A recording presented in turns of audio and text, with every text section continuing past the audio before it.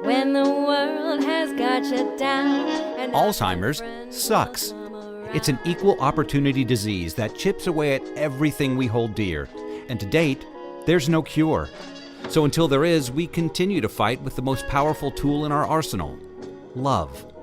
This is Love Conquers Alls, a real and really positive podcast that takes a deep dive into everything Alzheimer's, the good, the bad, and everything in between. And now, here are your hosts, Susie Singer-Carter and me, Don Priest.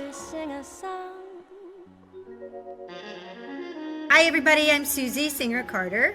And I'm Don Priest, and this is Love Conquers Alls. Hello, Susan. Donald, good morning. Good morning. How are you today?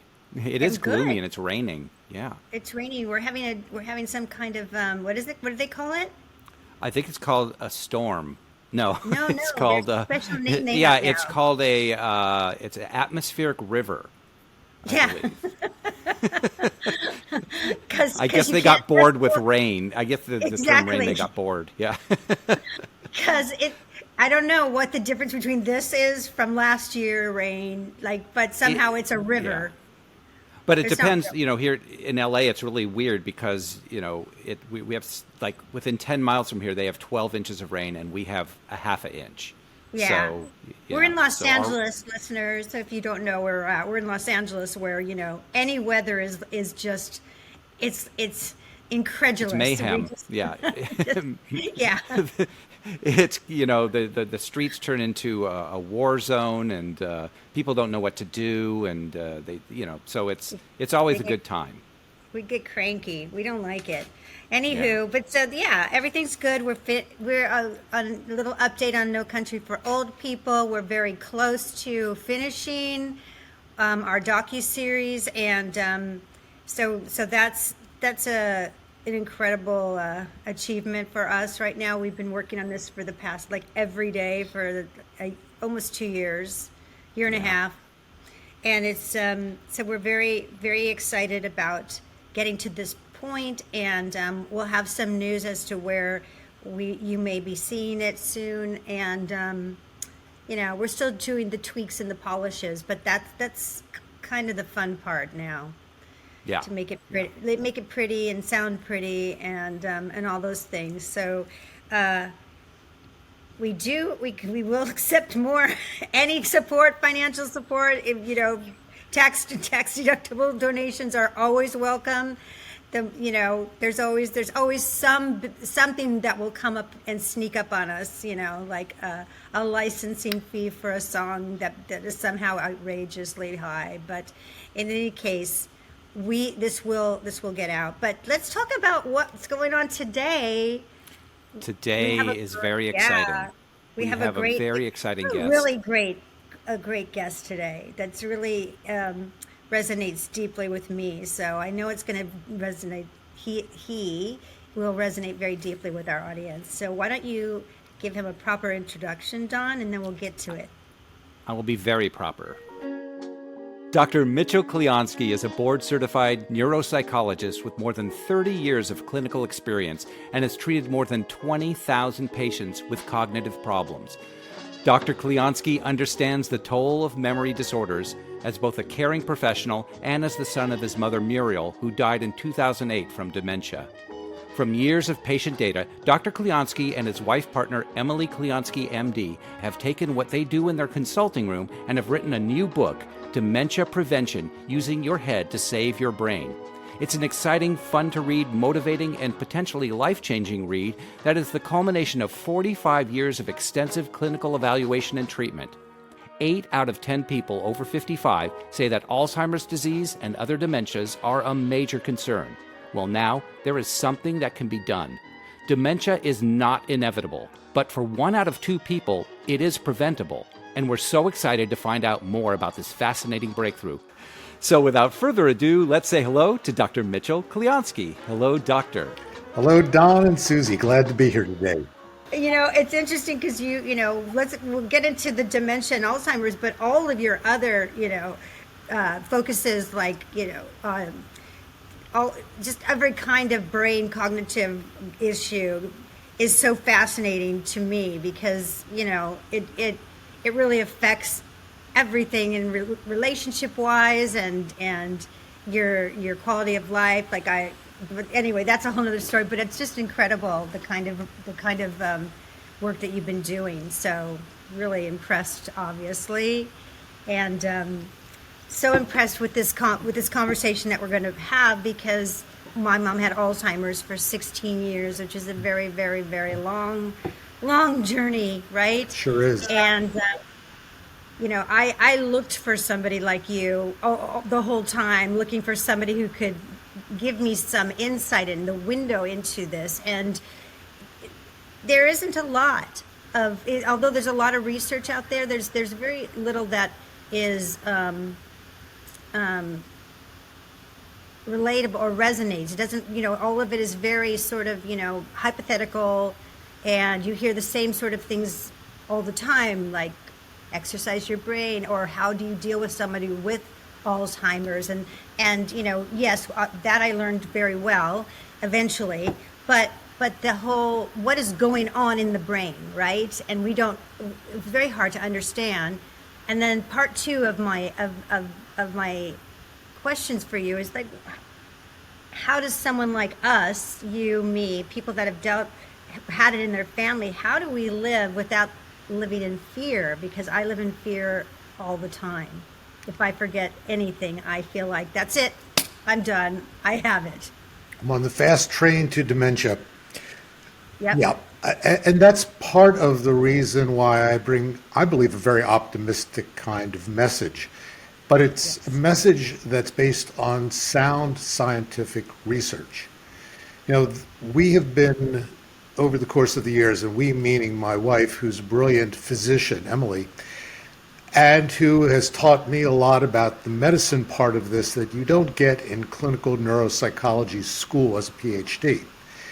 And what we find is that if we can start off by finding correctable aspects of our health, fixing those, things that very often doctors have not even looked at.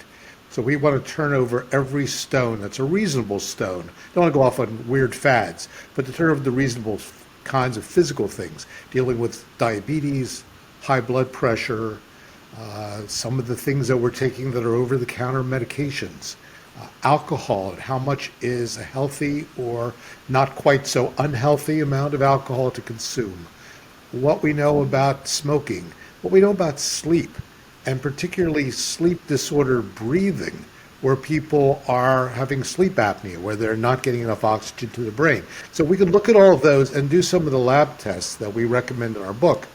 What we find is that we can begin to set a foundation for building a better house above it, where we get those things solidly in place.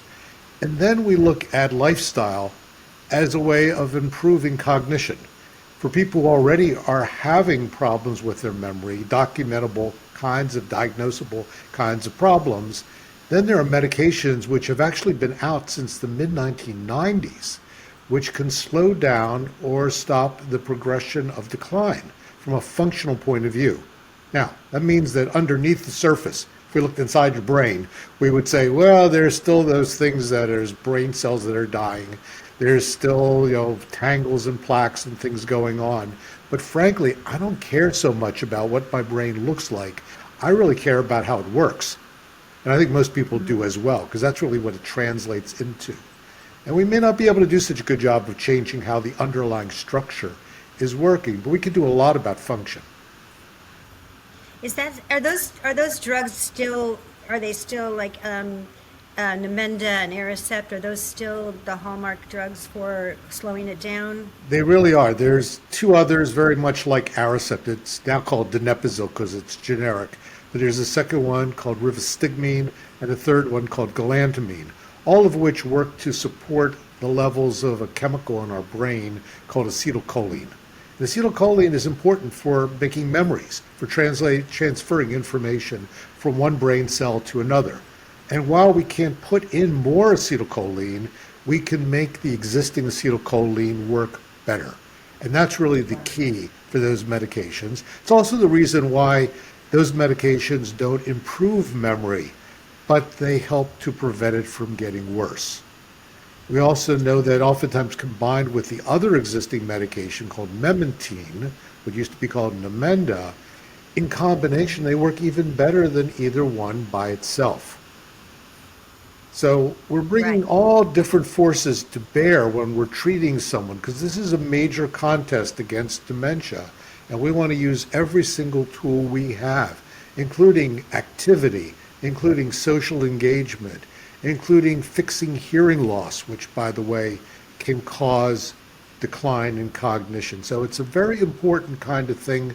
But let me stop. When people ask me, what's the one thing I should do? What's the one thing I should eat? What's the one tip you give me? The answer is there isn't one, and that's the whole point. It's a combination. It's figuring out how all these things work together, and so it's grasping the entirety of it. And that's what we try to do in the book, is bring in all these different ideas and then translate them into language that most everybody can understand. Because if you can't understand it, you can't use it. It's true. Is there a way to determine whether it's genetic or behavioral or a combination thereof? And is it different if it's genetic than if it's just behavioral as far as prevention? For most people, the genetics of it are about 5%.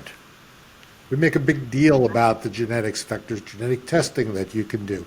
I don't advise it because it doesn't change a darn thing about how you're going to prevent dementia. If it did, I would recommend it, but it's sort of like just another nail in the coffin, so to speak, in people's view of what dementia is about. There are a couple genetic lines that are indicative of early, very early onset dementia, like people in their 50s. But by the time you were born into one of those families, and there are not too many of them, you know what it is because you don't have any grandparents. Everyone's died in their early 50s. Other than that, though, most of the genetics just sort of lean you a little more in that direction. Most of dementia, however, is not caused genetically. It's caused by a series of medical conditions we have and lifestyle factors. And in some cases, things that have happened to us that we can change. We got dropped on our head when we were a year old. Not going back and changing that. We had a traumatic early life that predisposes us to having problems dealing more with stress. So we end up chronically depressed. Hard to fix that. There's a lot of, we grew up in an area where there's a lot of pollution. Maybe you can't do anything about that. Or we ate some lead paint off the windowsill when we were young. But we're focused on what we can do now, whether you're in your 20s, your 50s, or even your 70s and 80s, because it's never too early to start. And you can make changes that are positive no matter where you are, no matter how old you are. So it's very important to start, as we say, play it where it lays. It's like golf. Sometimes you're on the fairway and sometimes you're in the woods. But either way, you got to decide which shot you're going to take. Right. So I have a question. I was thinking while you were talking about, in your book you say it's not inevitable. Like dementia is not inevitable, and that 1 out of 2 people, it's preventable. And is that correct? Yes. Am I saying that correctly? Okay. So if it's not, but do you think that there's some sort of built-in,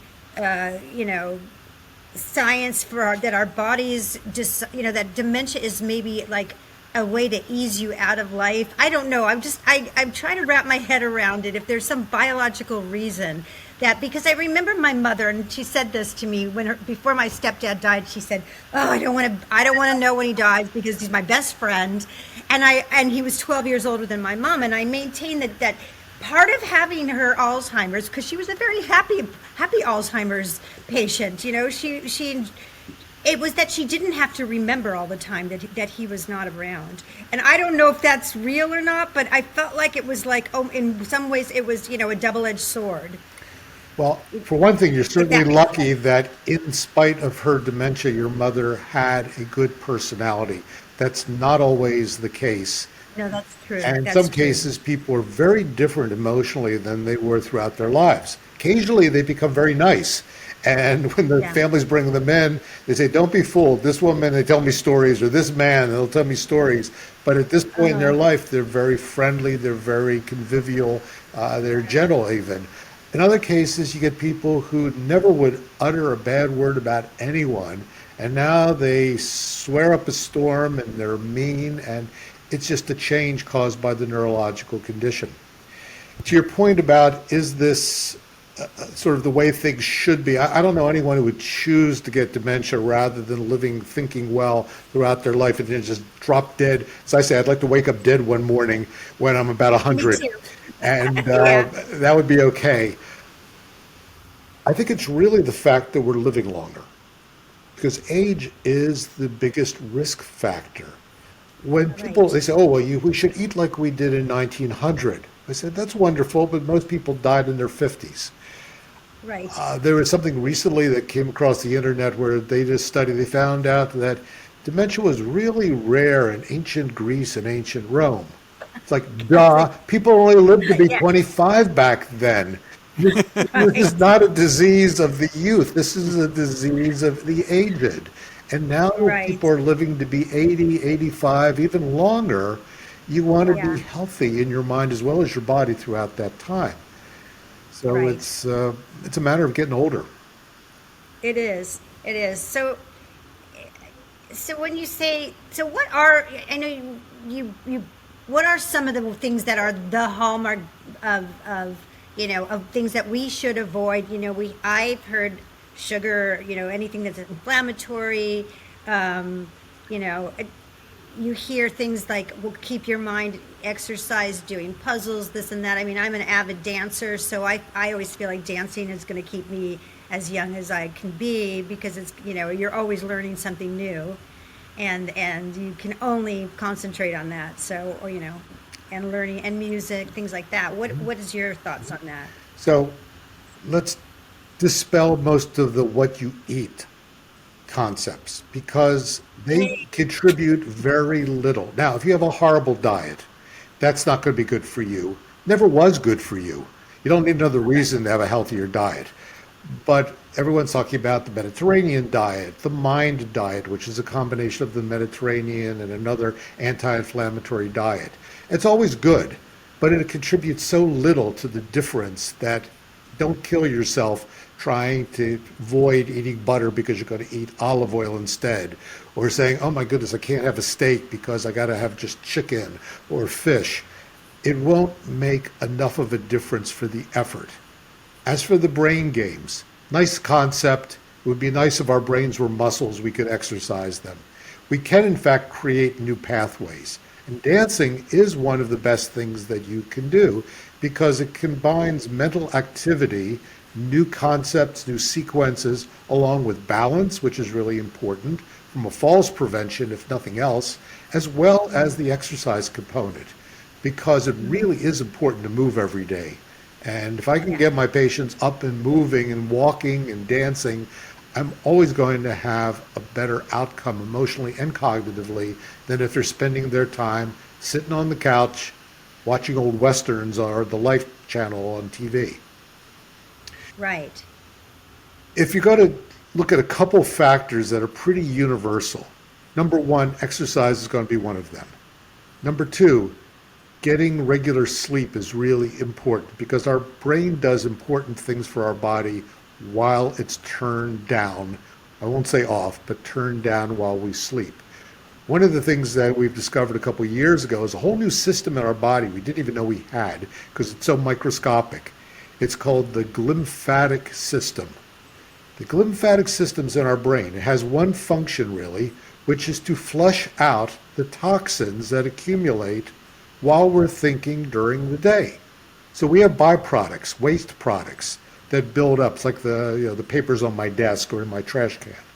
Well, while we're sleeping, there's night cleaning crew supposed to come in and empty the trash cans and clean off the counters. That's the glymphatic system. It flushes out those toxins. Well, it doesn't happen if you're not getting enough sleep. It doesn't happen if you're not getting enough oxygen to your brain while you're sleeping. And there may even be some evidence that if you sleep irregular hours, that you're not as well off as if you have a more regular kind of sleep pattern. So sleep is important. You don't want to smoke cigarettes. No matter what you think your cancer risk is, it's very bad for your vascular system and for the nerves that are around the blood vessels that go to your brain. So there isn't a safe level of smoking. I have people who say, well, I only smoke 4 cigarettes a day. And I say, yeah, but when you're doing that, you're changing how much oxygen there is in your system, and you're spiking your blood pressure, increasing your risk of stroke. Do you really want to do that for those 4 cigarettes a day, or can you figure out a different way of dealing with your, usually psychological rather than biological smoking habit? Mm-hmm. There's also some things that we buy at the pharmacy that we think are safe because they don't require a prescription. One of them being over-the-counter sleep aids that contain diphenhydramine, otherwise known as Benadryl. It's all those things with the PM at the end of those. Guess what? Remember the acetylcholine I was talking about a couple minutes ago, how we want to keep those levels up? That's why people get medications. Well, these over-the-counter things actually depress acetylcholine levels. So you can have problems thinking because of what you're taking to fall asleep. Wow. So is that all? So Benadryl, you said Benadryl, right? Yes. So that's an antihistamine, right? Yes. So same thing. So if you're taking antihistamines because you have allergies, that can create. Yeah, Yes or no? it's mostly the combination of things. It's really what we call the anticholinergic burden. So there's a calculator that you can use. It's online. It's called the anticholinergic burden calculator. We actually have a link to it in our book and on our website. Because if you put in the medications that you're taking or the things you're taking off label or a non-prescription, it'll tell you what your risk is, because these things do build up. And so it may not be that the Zyrtec that you're taking because of your seasonal allergies is such a big thing, but if you're also taking something so that it tightens your bladder while you're sleeping, that adds to it. If you happen to be on a heart medication that's anticholinergic, that adds to it. Some antidepressants add to it. So there's a variety of things that in combination, not a single thing, but in combination can be a problem. Wow, Mitch, that's fascinating because you're ticking off a lot of boxes that people as you age, those are the kinds of drugs that you're given. I know my mom was on an antidepressant for a long time, and then heart medication and diuretics, all those things that probably contributed to her loss of cognitive function. Some may be. There's a lot of antidepressants that are not anticholinergic, and that's fine. I mean, really, I don't want anyone to stop taking anything at but this you need point. you need to check and Right. see which one. Do your homework. And talk to your doctor. Right. Do not just Right. the same way with the little mother's little helpers, the benzodiazepines, the Valiums, Libriums, Ativans, Xanaxes that sometimes are given out like candy. Actually, if you're taking a benzodiazepine on a regular basis for more than 9 months, 90 days, 90 days, which isn't a long time, 3 months, that can increase your risk of dementia, but don't stop cold turkey. That's the important thing. Talk to your doctor about a safe way to decrease your dependence on it. That's interesting too, because our mother's generation took a lot of Valiums and right? Yes. That was part of, like, everybody took them, and when my mom had migraines, and there was a lot of, those kinds of medications that you just mentioned that were given to her because, now they have incredible drugs like Ropax and things like that they're not opioids, right? Mm-hmm. They work on a different kind of science, and because I suffer with migraines, and I can't imagine that generation. Like my mom, she was like, it just basically you were just dulling it until it went away, So I can see why. Yeah, you really have to do your homework, and I think what you're providing in your book is amazing. Like the link just to plug in the drugs that you're taking. I mean, how easy is that to do?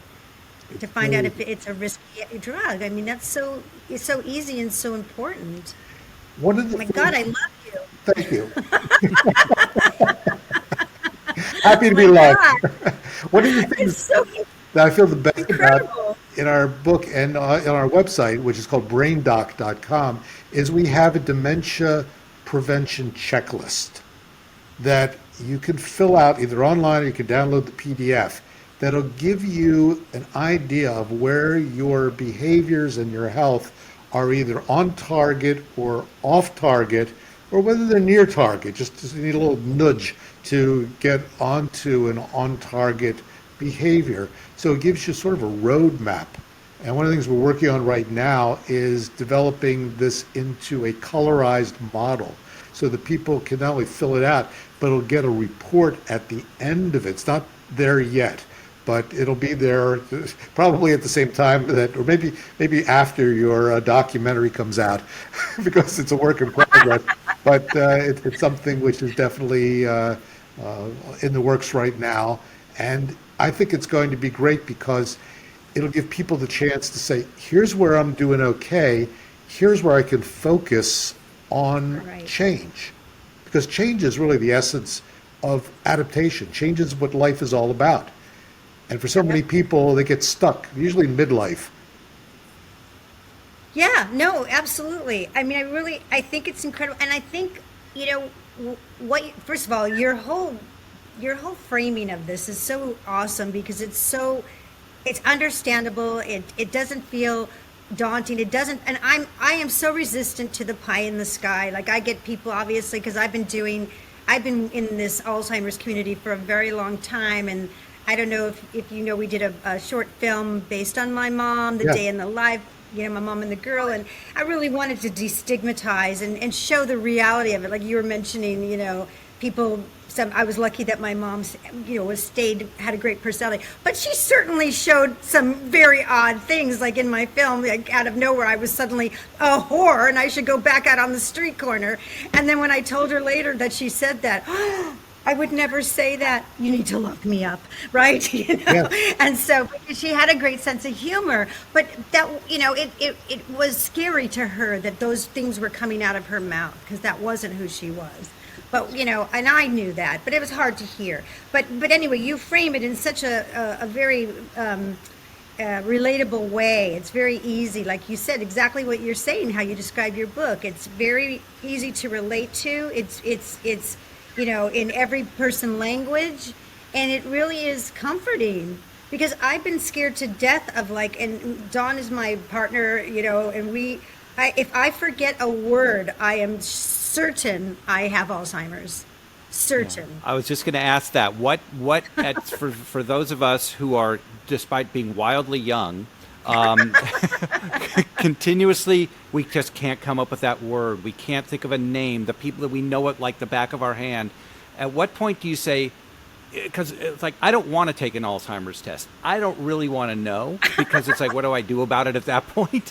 But at what point do you say, no, maybe you should, or no, let's just keep the preventative things happening. So even if you're heading that way, you're doing the right thing. If the test will motivate you to do more or better in your prevention strategies, then taking the test may be helpful because it'll say, well, you're starting to slip a little bit, redouble your efforts.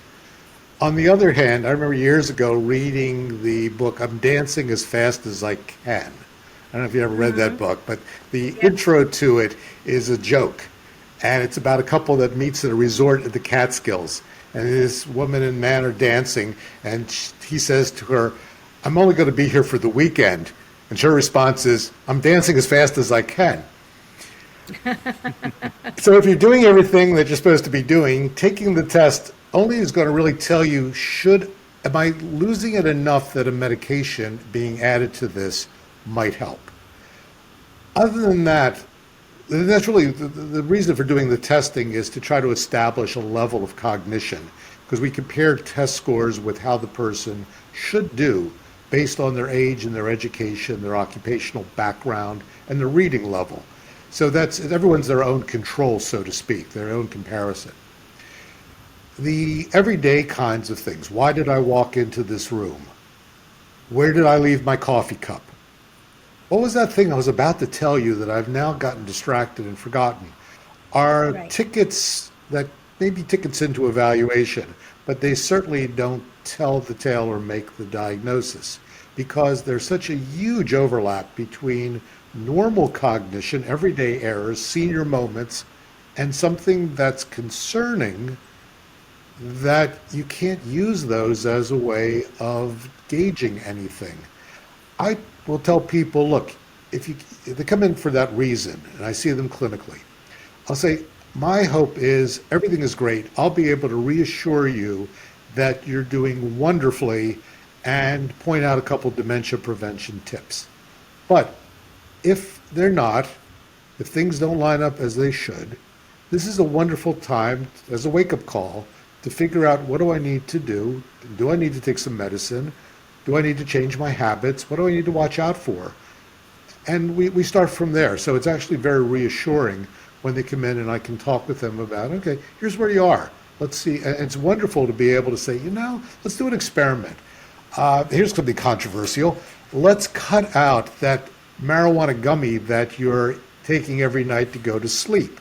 Because, back in the day, marijuana used to be 4% THC. But today, it's like 18 to 30% THC.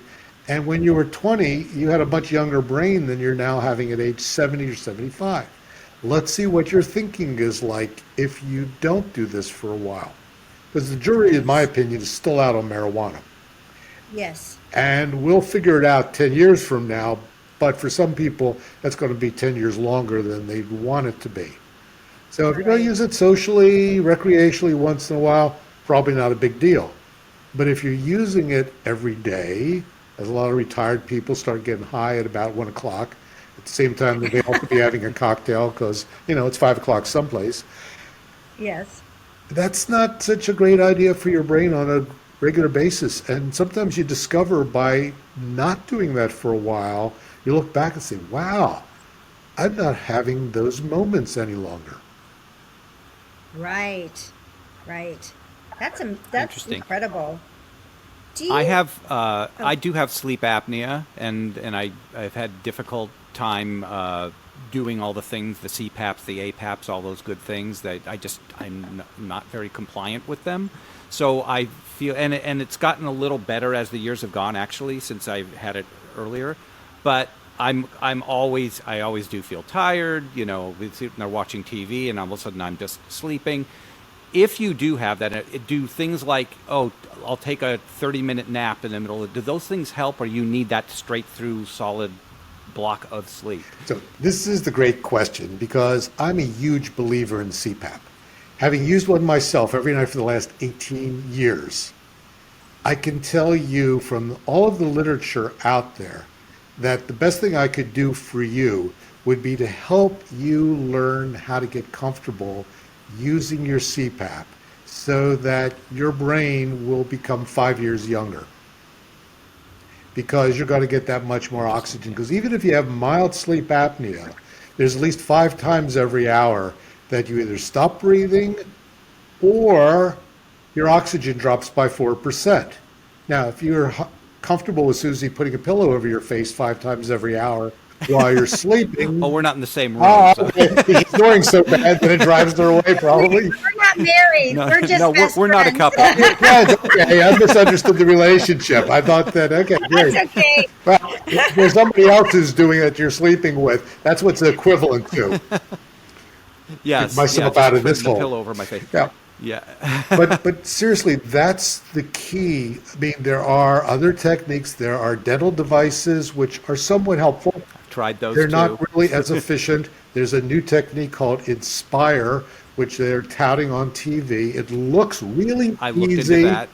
but it's not. It's only for moderate to severe sleep apnea. It's a surgical procedure. It only works in half of the cases. $30,000. Really? I didn't know what the price tag was. Yeah. But Oh yeah. it only reduces sleep apnea by 50%. So if you have moderate to severe sleep apnea, you're going to end up with still mild sleep apnea. CPAP, similar kinds of devices will get it down to Yeah, like, I have an you know, APAP now, but yeah. Okay, So I should try CPAP. again. You got to do your CPAP. Well, Everybody needs to I've have tried the it. CPAP. CPAP I couldn't do at all. APAP I've got now, which is easier. Is I don't know if it's 100% as effective, but it would be better than not doing so this it, is for sure. it's basically automatic. It adjusts to your pressures, which is perfect. Yes. Yeah. In fact, the ones Yeah. that are set for particular pressures, we're talking serious stuff here, but we'll talk about this later if you like. But basically, you got to find something with your doctor that works for you, and then you have to get your head wrapped around it. See, the thing for most men, particularly, is they don't feel that they will be sexy enough if they have a CPAP machine. Well, if this were not audio, you could see that I'm just as sexy as I need to be. Oh my God! He is. Oh, no. Seriously, though. Almost too YouTube, sexy. and he's Almost too adorable. sexy. Yeah. Seriously, yeah. The key is, and I tell it to my patients, unless you're into doing it something kinky, the time you put on your CPAP is after you have sex. At that point, who cares? Right. Exactly. Right. That's right. Exactly. I love the way you think. I love it. Can I say to you this? So, doing this documentary, like one of the things that is so apparent in our healthcare system is that, you know, there are so few geriatricians anymore, and the geriatricians that are even there don't really have a good handle on dementia and Alzheimer's.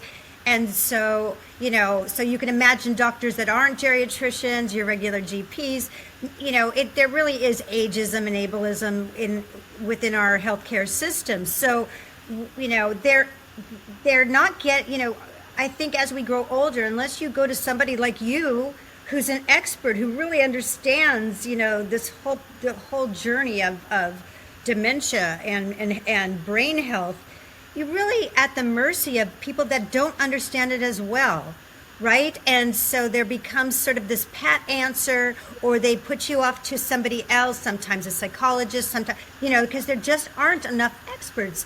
What, you know, how can we fix that? It's so important because, like you said, we're living longer, and it's like sending a baby to, you know, a heart specialist when they need to go to a pediatrician, right? Wow. You have said a ton right there, and I agree with you entirely. In fact, you know, one of the things just a couple days ago, I was about to write a blog for my Psychology Today blog called "Where Are the Dementiologists?" There are none. Here's what's really interesting about this, and you touch on this, is that dementia is sort of a stepchild of a bunch of other disciplines. There's neurologists who do dementia work, but they also will treat seizure disorders, strokes, multiple sclerosis, a whole bunch of other things. There's psychiatrists who will treat dementia, but usually they're more interested in anxiety, depression, bipolar disorder. There's psychologists, even neuropsychologists like me, but we can't write prescriptions and we can't order many of the tests. I spend most of my professional life holding the hands of physicians to get them to write orders that I want them to write so that we can get this patient on a medication or get a test that we need. GPs do all kinds of stuff. They're the quarterbacks, the internal medicine doctors. They're the quarterbacks of the team, but they don't have the time to get specialized.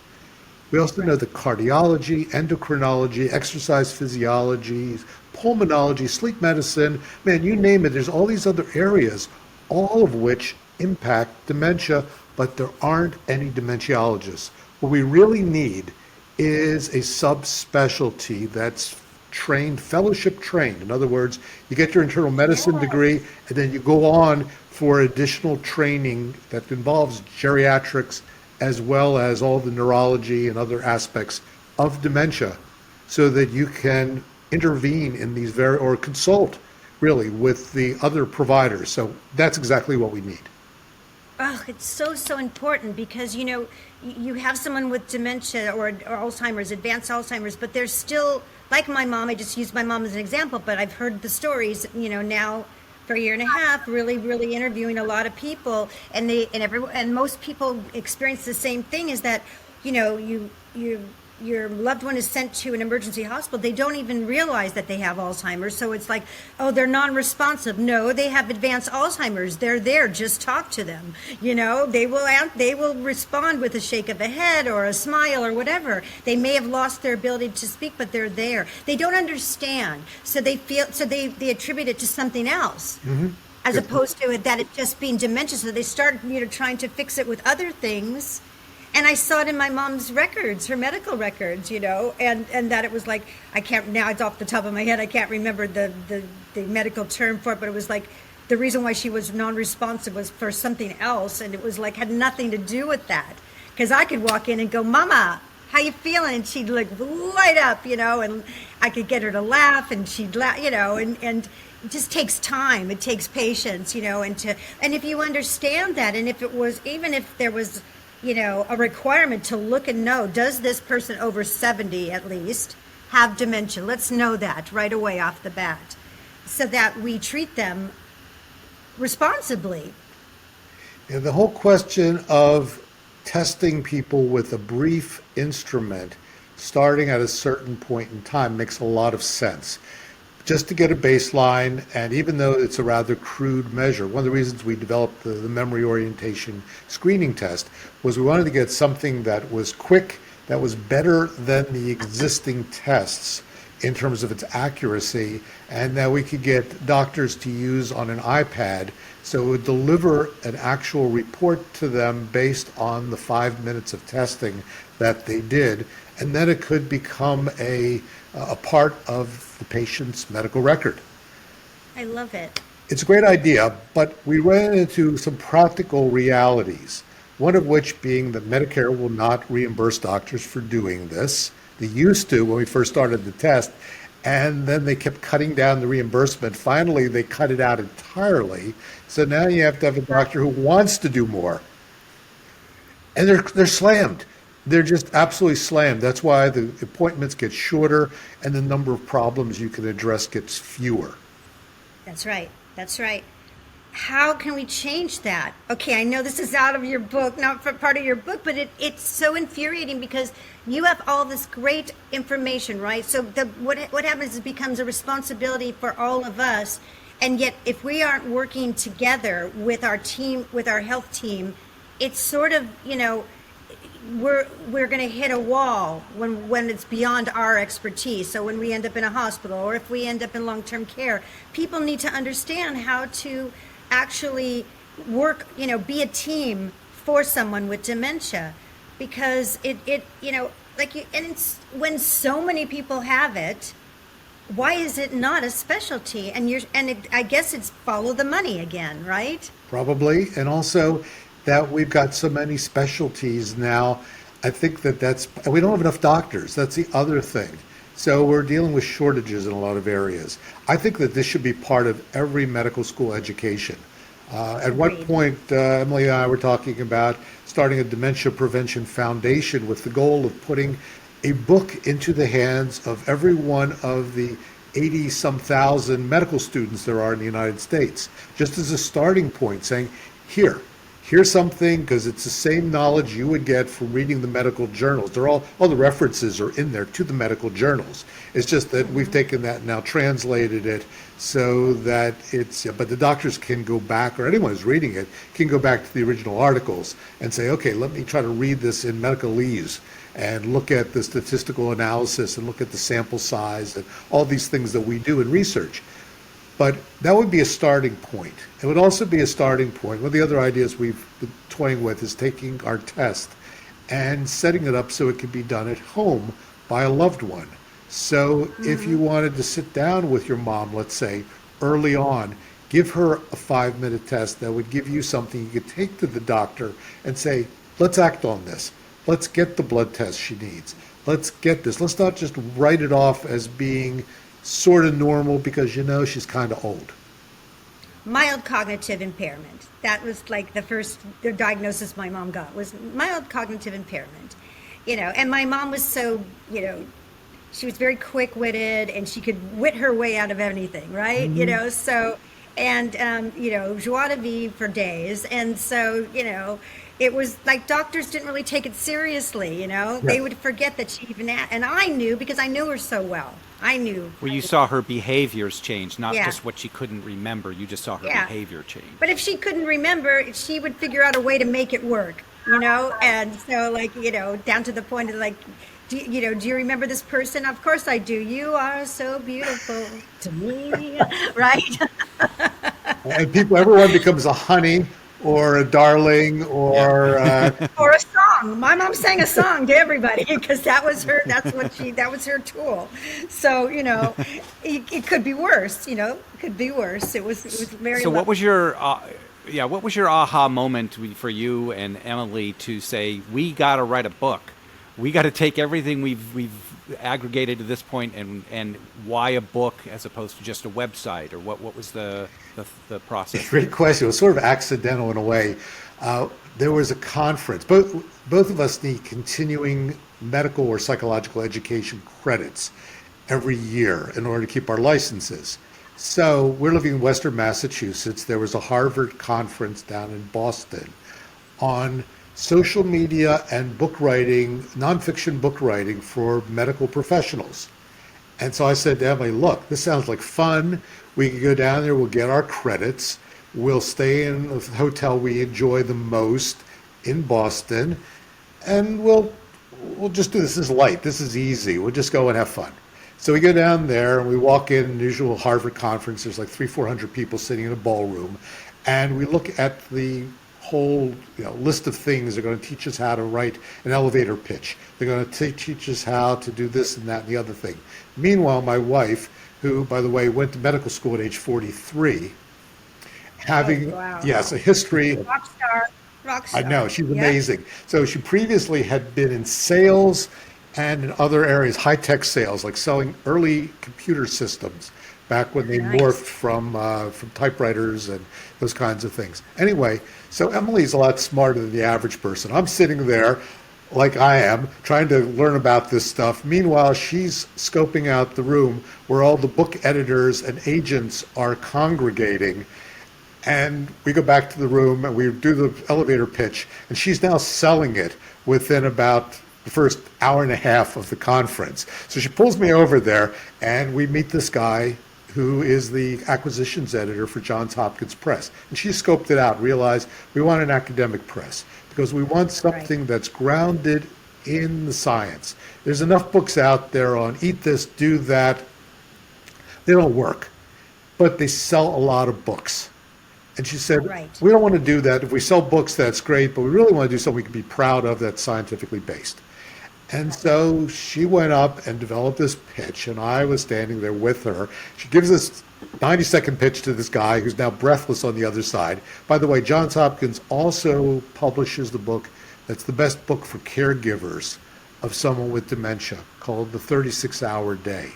If you haven't read that book and you're caring for someone with dementia, it's like a godsend. It's a guide. Anyway, so the guy on the other end of this says to her, wow, that would be perfect when we come out with the 8th edition. Now, this is now back in 2019, pre-COVID. Mm-hmm. So he says, we're going to be coming out with this in like 2022, but this would be a perfect companion. He says, if I had a contract with me, I would have you sign it now. So I look at him and I said, I've got a fax machine. And I called his bluff. Turns out he didn't have a contract. Turns out we had to go through all this vetting by these different scientific committees and experts to do it. But that was the start of it. It came up purely as, let's try this. And then the question is, how do a husband and wife write a book together when they've never done something like this? It's a marital stress test. I would survive. I would. It's very good for growing new relationship credits and figuring out how to do a very sophisticated dance with each other. It's not for the timid. No. Don and I are best friends forever. We're best friends since I'm 19 years old. And he's been through my whole life with me. I've gone through 2 divorces, and we work really well together. We barely ever have a tiff. But I mean, and I can say that we get along so well, but working together is really hard. It is. It's really hard. It can, when it's not just it is business, not for the when faint of there's, heart. there's other relationships involved, because it's a dance, and Yeah. and you got to learn all new steps constantly. Oh yeah. And yet, I think this is what I want. I want everybody to have this book. Everybody needs to have this book. You need to have. It's a Bible. You have to have this book. say it's And I'm good. not- Tell them where to get it. Yeah. Oh, we're gonna tell them. We're gonna have it on we get it on Amazon, right? You can get it on Amazon. Yes, you can. Yeah. But we're gonna have it in the show notes. People will have it, and we'll also put it up on when we edit this. We'll have it up on the screen as well. But you guys, this is Love Conquers Alls, right? This is our podcast. This is what we do. And through this loving relationship of Mitch and Emily, who came together and sat and almost, really put their marriage to the test, and wrote this incredible book that is so easy to assimilate and to do, and it so resonates with me, because trust me when I tell you, having been in this community for so long, how many people have approached me with this and that and cranial da-da-da-das and and this diet and this drug and so, and I just go, and nothing has resonated with me as much as your book.